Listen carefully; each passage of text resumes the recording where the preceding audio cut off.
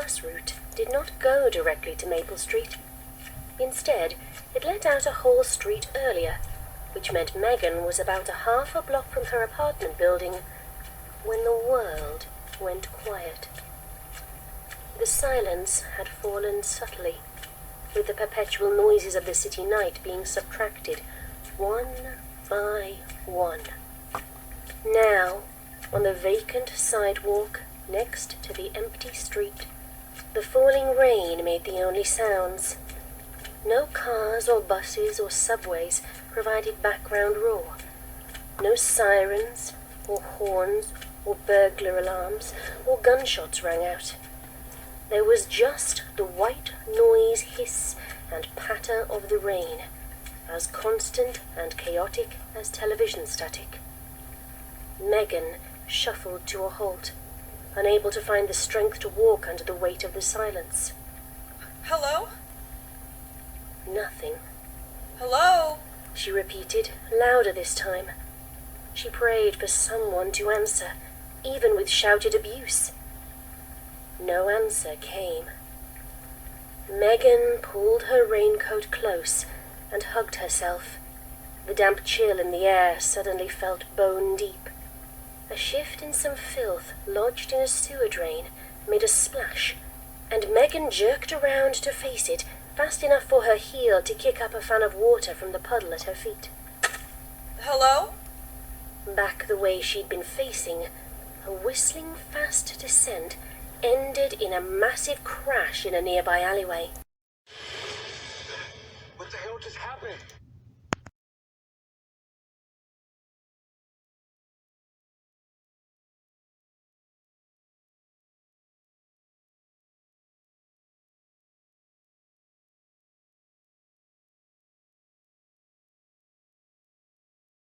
Megan turned back around too fast and slipped off her feet, sitting down hard in a shallow puddle. She could feel the aftershocks of the blast through her palms as she pushed herself standing again. Her ears were ringing, but the silence had already returned. No car alarms had been set off. No day shift workers were shouting from their windows. Nothing. Not even a stray cat. Hello? Anybody? Megan wiped her hands on her jeans and then slipped her right hand into her coat pocket. She squeezed the black plastic rectangle there and felt its reassuring heft. She squeezed the thing harder when the rain-accented stillness was broken again, this time by the sound of something moving in the alley.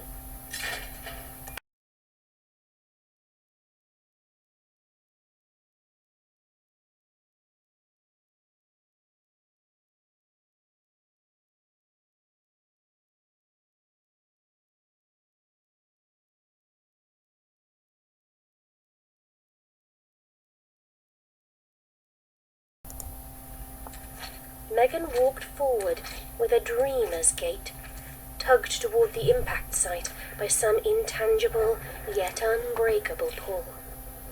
She held her breath as she turned to look into the alley. The whatever it was had cratered the asphalt, scarred the walls, and scattered trash in all directions. The closest streetlight had lost its bulb, the narrow space infested with shadows. Megan stared into the darkness, trying to pick out any detail she could. She swallowed hard and willed her voice to stop quavering. Is someone there?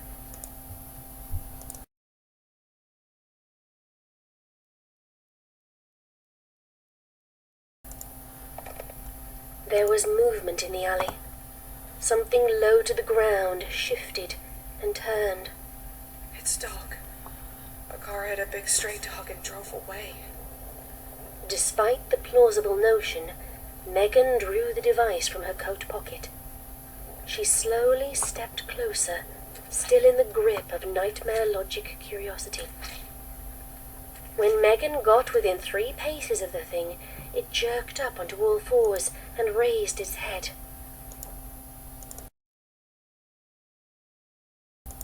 Huge eyes, the color of raw liver, caught what little light reached them.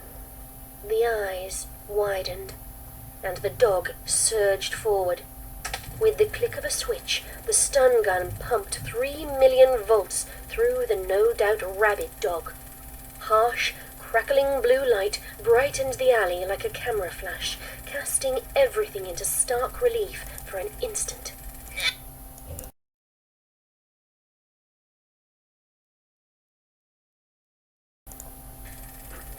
It wasn't a dog. Megan's world lurched. She stumbled backward, letting her weapon drop. No. She was gasping for breath. Her lungs refused to fill. It can't be. She felt icy adrenaline soak her veins. It can't be. Black smoke seeped into the edges of her vision. Her pupils were pinpricks. It can't. Megan's knees gave out. The pavement rushed up to meet her. No need to get huffy, you ran into me.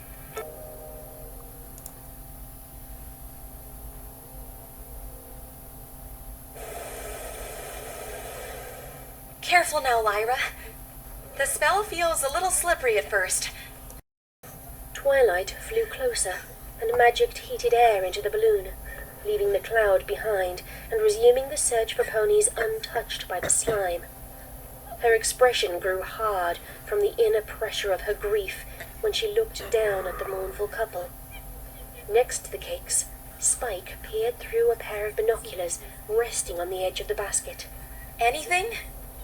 They were nearing the southern edge of town now. Spike peered down at the schoolhouse through the slowly deepening gloom. Like the home that had split and doused poor Rarity, the place had been filled to bursting. The roof had ruptured, and slime covered the building like frosting on a gingerbread house. Spike caught only a glimpse of the full-sized bumps in the purple-covered yard before jerking the binoculars away. It got the school, he said, hollowly. Twilight squeezed her eyes shut and slowly nodded. For lack of anything else to say, Spike returned to his surveying. Spike's view focused further south on a discarded Stetson sitting near a lump in the surface of the slime. Not far from there, he could see the farmhouse's sludge-filled windows. With a shift of the focus dial, row upon row of soaked and drooping trees came into sight as well. Spike gulped. Sweet Apple Acres. It's Applejack too, then. Twilight's horn flared, and the balloon rose higher. She tightened her lips against the quiver building in them. And Her voice cracked. She took a shaky breath, forcing herself through the motions of the calming technique Princess Cadence had taught her. breathe in, hold, and out. And the cottage? In Spike's magnified view of Fluttershy's rustic home, a small team of Pegasi were struggling to evacuate the animals off the roof. Angel Bunny kicked and screamed in Thunderlane's grasp, flailing his legs toward the edge of a pale yellow hoof sticking out of the purple muck below. Spike lowered the binoculars. They slipped from his slackened grasp and fell to the basket's wicker floor. He turned to face Twilight. His wide, watery eyes spoke for him. It got them all. Twilight hung her head. Her horn's light went out.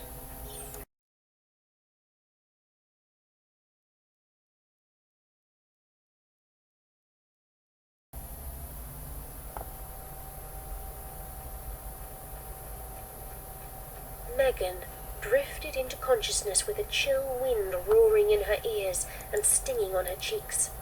She opened her eyes and then squinted against a jarring blaze of color. a rainbow. Oh, you're awake. Try not to squirm, okay? You're pretty heavy.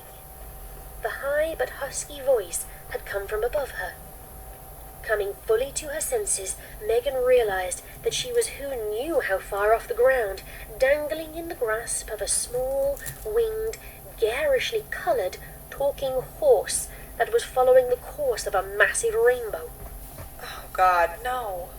I was doing so good. The jarring path of colours in the sky grew less blinding. Megan could make out a starry night sky beyond it. Uh-oh! The rainbow's fading! Brace yourself! Megan's captor tripled her speed, streaking everything around them into a blur. The wind felt like icy razors, and its howling was deafening. What was that? Just then, down below, her eyes settled on a small pool of colours in the dark, glistening expanse. She pointed a hoof. Spike! Spike, look!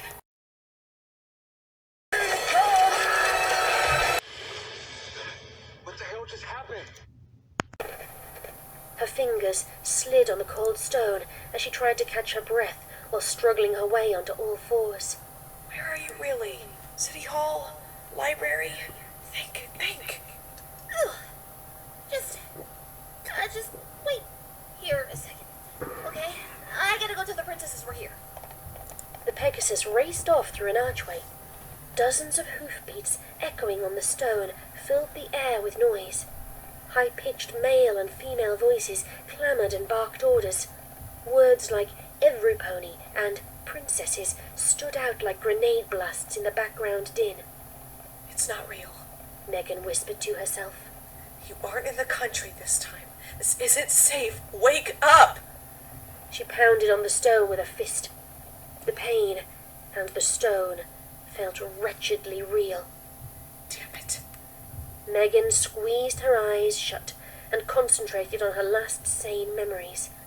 The sidewalk, the alley, the rain, rough asphalt, and tasing a mad dog. She got to her feet and opened her eyes. Damn it! Damn it! The balcony was a wide open space more than half the size of her entire apartment.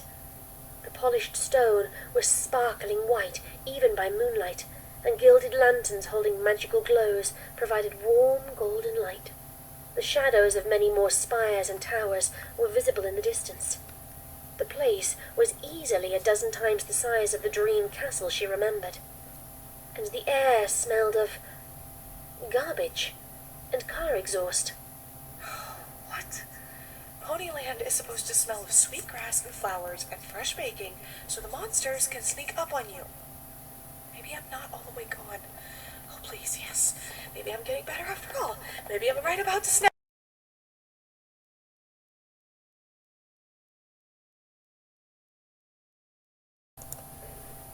Megan tensed. The booming voice carried an inhuman, sepulchral echo. But somehow it sounded familiar. She turned to face the speaker, a tall, lean, winged unicorn with a deep blue hide and a flowing mane and tail cut from the night sky. Megan's eyes widened. She backed away from the creature. Don't! She held up her hands defensively. Don't come any closer! I remember you from my dream. You were chasing me.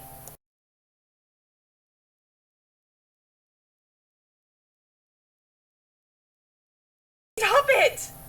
Megan stood her ground and faced down the twisted hallucination. Just stop! Why is this always what happens? This doesn't even make sense. I'm not a hero. I'm not your salvation. I can't even hold down a steady job. I don't want this, okay? She turned away from the pony and shouted to the night sky. I don't want this! Can anyone hear me? Get me help! Lock me up! Megan's legs trembled. She fell to her knees and closed her eyes once more. I don't want this! Your voyage has been long, and many centuries have passed since you last walked these lands, O Megan, said Luna in a halting tone. Your upset is understandable. Please know that we only sought you out because of urgent and desperate need. Megan opened her eyes. A shiver ran up her spine. Centuries?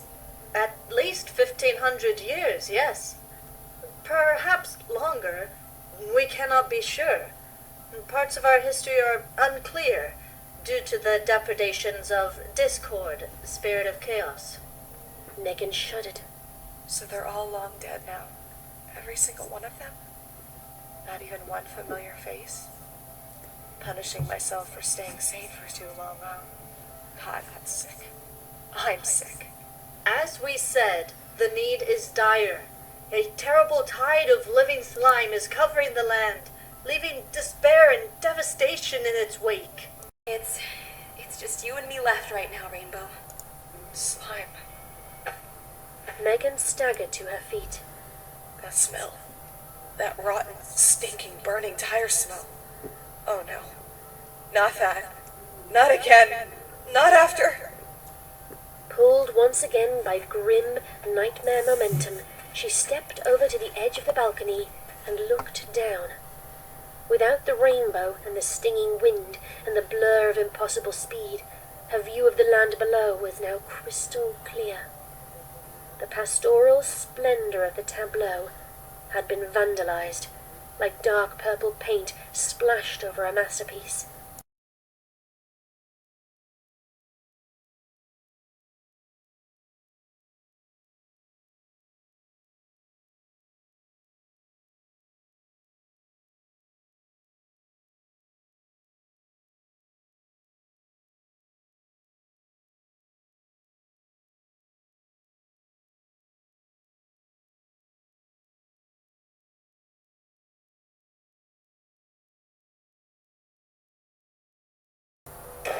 Just then, the clatter of hooves on marble rang out in the hallway, and Rainbow Dash skidded to a landing in the great hall, followed by several guards and castle servants.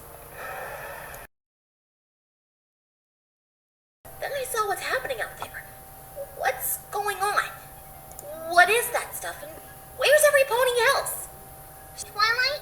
What about my mom and dad and Rarity? Are they okay? Yeah, and Applejack and Granny Smith and Big Macintosh and Sweet Apple Lakers all right? Are my aunts okay? They live on the other side of town. That's far enough away from the school that the slime couldn't reach them, right? Right? And Rainbow Dash is fine, I'll bet. She's too awesome for something like this to slow her down.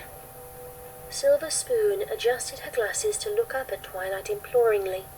Please tell me his... Silver Spoon, Scootaloo, your families are safe and Rainbow Dash is away getting help. Sweetie Belle, your parents have been airlifted and are on their way to Canterlot. But your sister... Twilight bit her lower lip, struggling to find proper words. It all happened too fast. Rarity didn't get away in time. Apple Bloom, the farm, is... Twilight took a shaky breath, but it escaped in a choked squeak before she could complete her calming routine.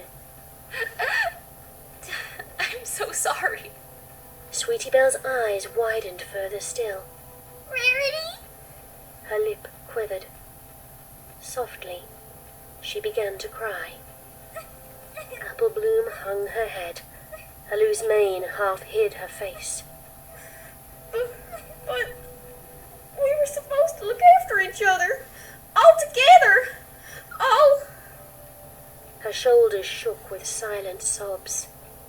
Scootaloo reached out and pulled Sweetie Belle into a hug. Silver Spoon made the same offer to Apple Bloom, who only hesitated for a moment before giving in. The pain in the fillies' faces and the sounds of their tiny sobs cut through Twilight like dragon fangs through crystal. She turned to face the group. I'll help them. Her oath sounded meek and desperate in her ears, but she pressed on. I'll help Pinky and Rarity and the Apples and Fluttershy, Ponyville and Dodge and Appaloosa. I will save them all. I will, I promise. I won't rest until I find a way to stop this. Mrs. Cake looked up at Twilight and smiled. We know, dearie. We believe in you. There was more than goodwill in that wearied, pained, damp-eyed smile. For the first time in her life, Twilight was looking down at her face, looking up at her in faith. The same look of utter, awe-tinged trust she'd seen on the crowds at the summer sun celebration all those years ago, when she'd first laid eyes on Princess Celestia. All at once, as she flapped along next to the balloon and guided it toward Canterlot, Twilight felt very, very alone.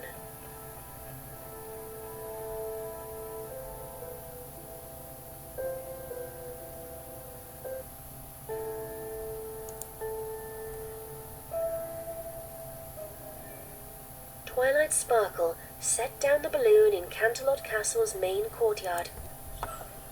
The open space was dotted with tents and campfires and lanterns, and dozens of refugees huddled together against the chill of the night and the sting of their misery. Twilight helped her passengers disembark. The cakes gave her one last look of wearied gratitude before trotting off. Moments later, parents came galloping on sight of their foals. Scootaloo was quickly hustled off. Silver Spoon soon followed suit. Sweetie Belle's parents paused in mid-hug of their foal, however, when they spotted the haunted look on Twilight's face. Sweetie's mother faced Twilight, an awful question sitting unasked in her mouth like a squirming insect. Twilight squinted back tears and slowly shook her head. The older mare turned back to her remaining foal and held her close. Her husband did the same. Slowly, they led Sweetie Belle away. Rarity! Rarity! Rarity! Apple Bloom sat and watched her friends make their apologies and get taken away one by one, her slouch and her frown deepening with every departure. By the time a cousin trotted up to see her, she had tipped over onto her side. Apple Bloom? Asked the green-maned yellow mare softly. It's me, Apple Fritter. From the reunion, remember? Apple Bloom didn't answer. I saw the farm when the Pegasi lifted me. It's just terrible. I'm so sorry, Sugar Cube. Don't call me that. Apple Fritter flinched. I'm sorry, sweetheart. My name is Apple Bloom. Not Sugar Cube, not Sweetheart, Apple Bloom. Apple Fritter shot Twilight a helpless look. Okay. Apple Bloom.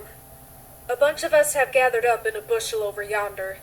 I reckon it'd be a good idea for you to come join your kin while Princess Twilight figures out what happens next. Twilight was trying to come up with something to say.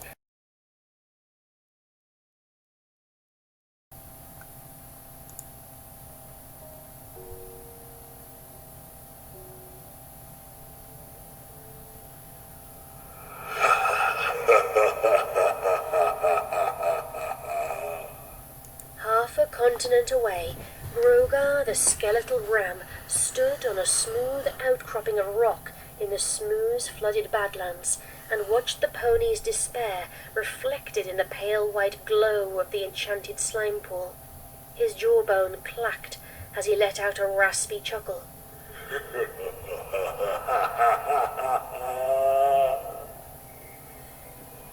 Well, it seems they brought back Megan after all. And here, I was about to start worrying. Long, jagged, snaking shadows crept at the edges of the light from the slime pool. A rumbling growl made the still air shiver.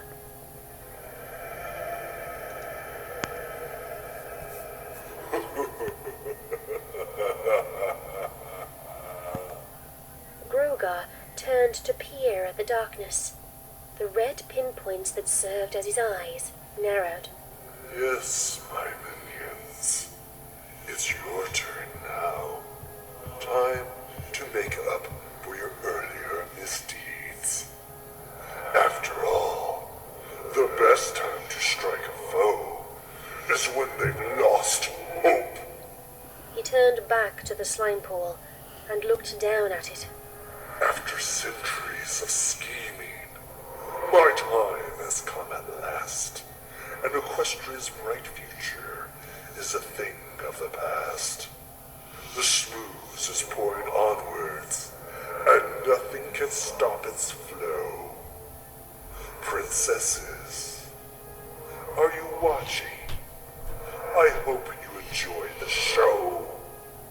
Once sludge and slime and eyeballs have covered everything, I'll stand upon the ruins and crown myself their king. His horns glowed. The pool swirled and undulated, resolving itself into the gently rippling image of an orange pony curled up in despair in a cart, floating adrift in the slime. It shifted to a cyan Pegasus stomping down the halls of Canterlot Castle, face streaked with angry tears. Then again to the lunar princess, alone on a balcony, her own expression unreadable. How can you face another dawn, little ponies? There's nothing left to hope for. The view shifted to a blonde human girl, paddling a hastily constructed raft into the smooths to flee Canterlot. Grogar's smile darkened. Nearly purring, he murmured, They actually brought you here to help them. How wonderful. Slightly muffled, voice emanated from the image. The doctors always told me that this place was in my head. So, they're wrong, or I've gone crazy. She set down her oar and let the raft drift. It's just like I remember. Pain and horror everywhere. Why'd that pony even bring me? I'm not their superhero. She slumped down. She hugged her legs, resting her head on her knees. I'm not anything at all. The view swirled into the newly ascended Princess Twilight on the castle's front steps, looking down at the refugees. Her face was a mask of pain and barely restrained grief. Oh, little princess, you've had your sweet, and now taste the sour side of ruling. There's nothing left. The image shifted to Celestia, alone in her unlit chambers. She stared into the fireplace, as if the answers to all the questions in the universe could be found in the cold coals. She whispered to herself. There's nothing left to hope for. Her wings drooped. Her head hung down, and a tear slid down her alabaster cheek. Grogar's coiled horns flared, and the slime pool's glow snuffed out. He unleashed an echoing laugh, and was soon joined in his sadistic glee by the deep, throaty cackling of the growing horde of smooth, splattered dragons gathering around him.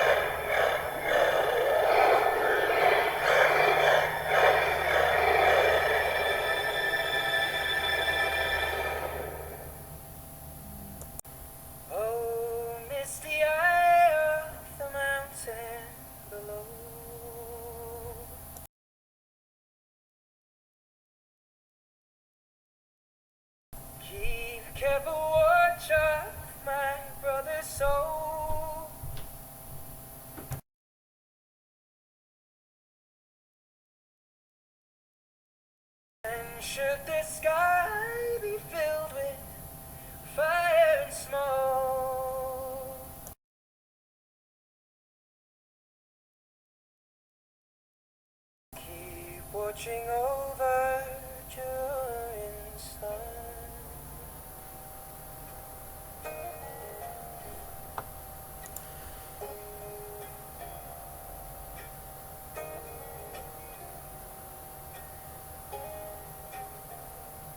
This is to end the fire, and we shall all burn together. Watch the flames climb high into the night, calling out, Father, oh, stand by and we will watch the flames burn all along the mountainside.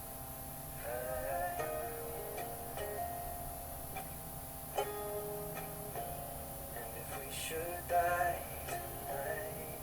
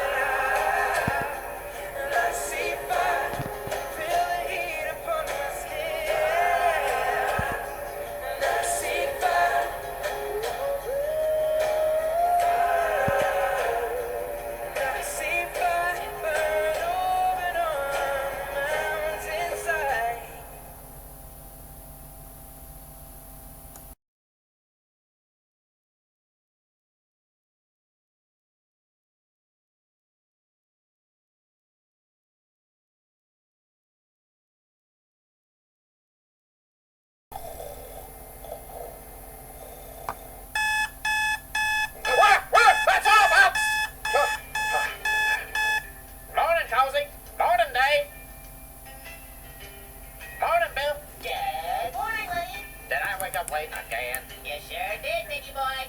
Yeah, whatever. I'm gonna go to the toilet. Just don't use Cassie's toilet. I won't.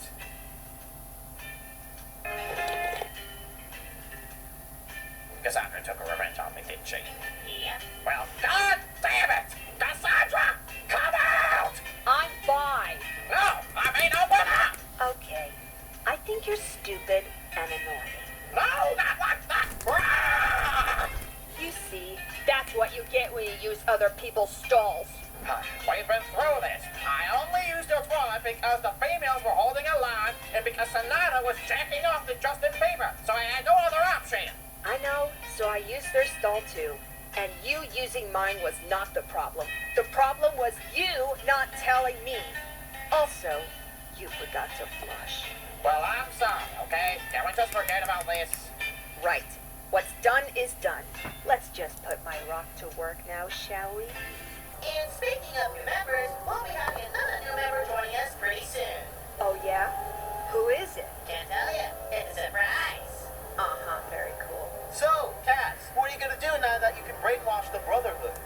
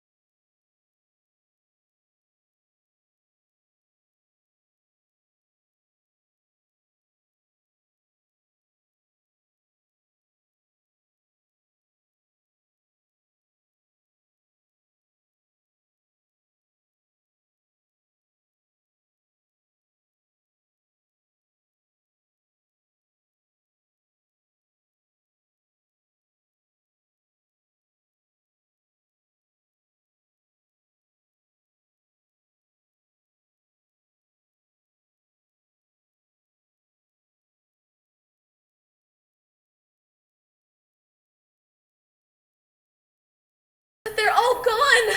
It got them all! Rarity and Pinky, Applejack and Fluttershy. I let them down. We should have prepared faster. If I'd hurried more, if I hadn't tried to keep everything so organized, I could have... Enough, Twilight. Celestia spoke in the same tone Mrs. Cake had used. The stern kindness. You tried your best. That's all any pony could have asked of you. Even now, as a princess, you will sometimes face challenges that are beyond you. You aren't perfect, but that doesn't mean you're a failure. Did you think less of me when I couldn't defeat Queen Chrysalis at your brother's wedding? No, of course not. Never. Twilight looked up at Celestia, her eyes wide. But all those ponies... Her head drooped again. It's because of them that you need to be strong, Twilight. Thousands of ponies are in danger, and thousands more may join them soon. It can seem like a painful and lonely burden sometimes, to be the one every pony turns to. A flicker of sadness passed through Celestia's features. But that's when the magic of friendship lightens the load. When you feel frightened or alone or uncertain, think of the ones who love and support you, whether here or far away, whether safe or endangered. And be strong for them. Twilight wiped her eyes with a front hoof and then looked into Celestia's eyes for a long, silent moment. She managed a weak smile and slowly nodded. I will, Princess. Thank you. Celestia squeezed her student closer before releasing her.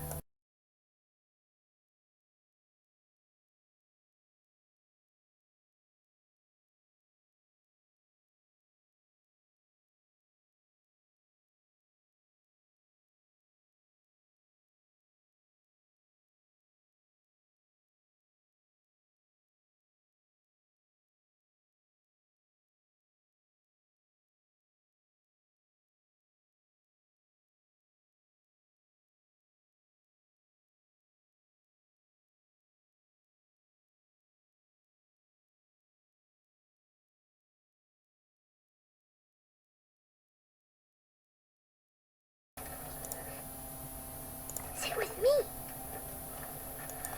All right.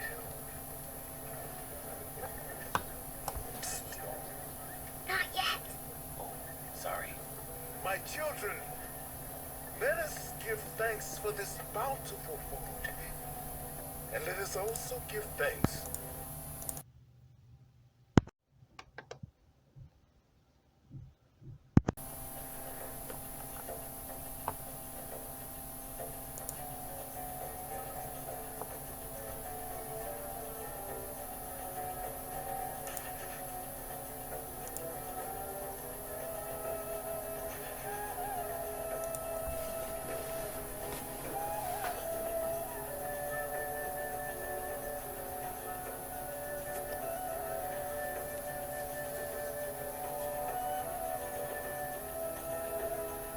A smooth thread in a tapestry, though its color brightly shine, can never see its purpose in the pattern of the grand design. And the stone that sits on the very top of the mountain's mighty face doesn't think it's more important than the stones that form the base. So how can you see what your life is worth or where your value lies? You can never see through the eyes of man. You must look at your life. Look at your life through heaven's eyes.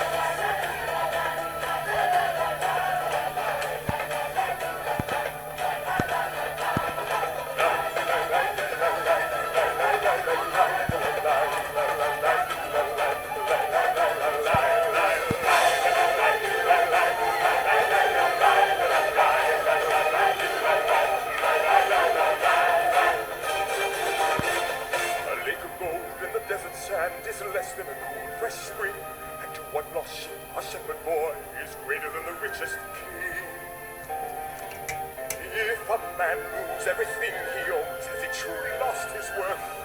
Or is it the beginning of a new and brighter birth? So how do you measure the worth of a man in wealth or strength or size? In how much he gained or how much he gave? The answer will come. The answer will come to him who tries to look at his life through heaven's eyes. And that's why we share all we have with you, though there's little to be found. When all you've got is nothing, there's a lot to go around. No life can escape being blown about by the winds of change and chance. And though you never know all the steps, you must learn to join the dance. You must learn to join the dance.